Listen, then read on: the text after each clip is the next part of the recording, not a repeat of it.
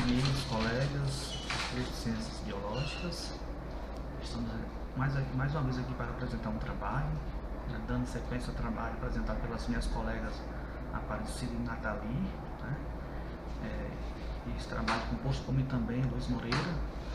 Nós vamos falar sobre a estrutura dos tecidos vasculares secundários, né? Como nós sabemos, as plantas possuem tecidos vasculares de condução das seivas bruta e elaborada. E existem dois tipos de tecidos, o xilema e o floema. O xilema é o principal condutor de seiva bruta, água e nutrientes das raízes até a folha das plantas. O floema, ou líber, conduz a seiva elaborada, água e carboidratos e é constituído por células vivas. Existem dois tipos de crescimento de planta, ou da planta.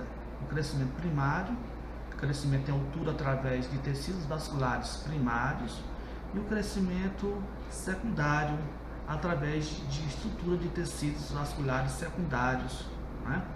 Dessa forma, além do crescimento primário, muitas plantas apresentam um crescimento adicional, que aumenta a espessura, o caule, a raiz, que nós chamamos de crescimento secundário através de estrutura de tecidos de vasos secundários.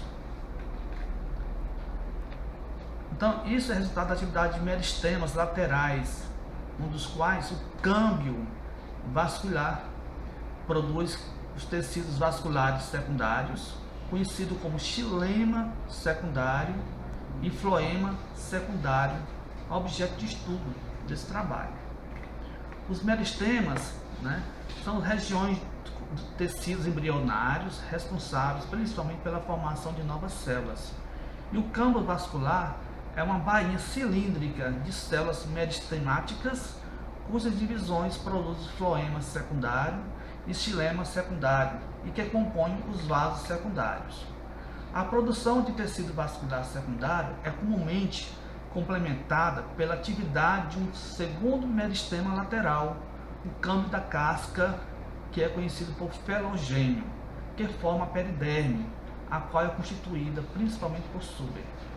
O súber é um tecido secundário produzido pelo câmbio da casca, felogênio, constituído por células poligonais mortas quando maduras, com paredes celulares impregnadas por suberina resistente à passagem de gases e vapor de água, a porção externa da periderme, também chamada de felema.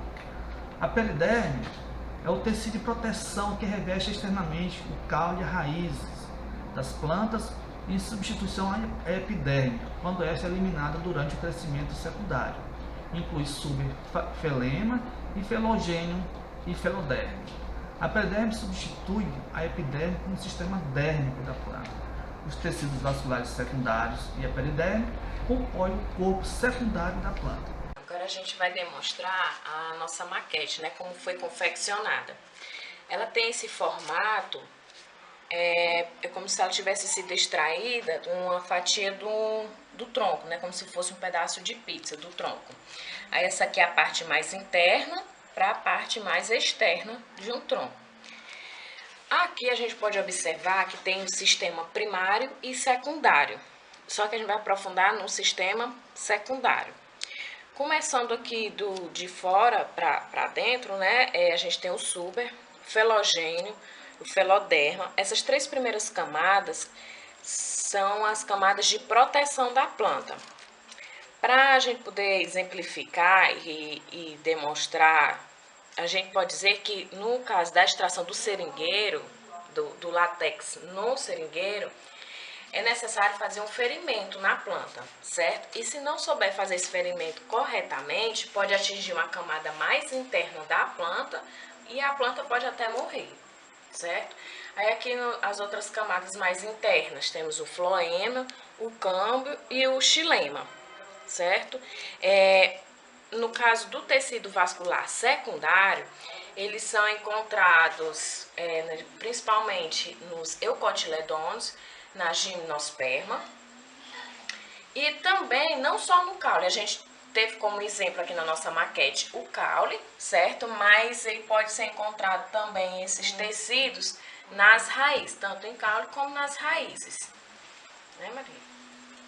Pronto. Como vocês podem observar que aqui na maquete tem umas pequenas elevações para que outros, tipo um aluno que tenha deficiência visual, ele possa tocar e identificar pelos as elevações aqui, cada parte do caule.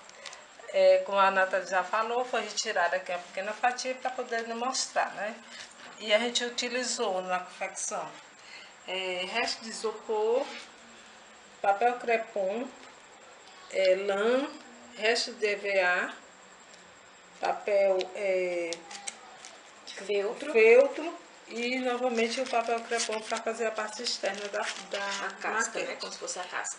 Esse material pode ser utilizado em sala de aula para que o professor chame a atenção dos alunos para o conteúdo, principalmente aqui, que a gente identificou bastante, né? As cores fortes, para que chame a atenção deles, né? E também o professor em outro momento pode sair no pátio do colégio ou ao redor da escola para mostrar para os alunos a importância do caule e ver que o caule da planta não é simplesmente só esse caule, que ele precisa de todo o sistema interno para que a planta desenvolva. E só reforçando aqui em relação ao tecido primário e o secundário, o primário na planta, uma das principais funções dele é o crescimento, o desenvolvimento da planta no crescimento em extensão. E no secundário é no crescimento na espessura da planta, certo? E a gente trouxe aqui um tronco, ele está um pouco ressecado, né? Mas dá para observar aqui umas pequenas nervuras aqui na planta, que é justamente esses nervozinhos, todo esse sistema interno da planta, né? Começando de como se fosse assim, de dentro para fora, cada camada, o xilema, o floema, o felogênio, certo? Só uma questão para observar.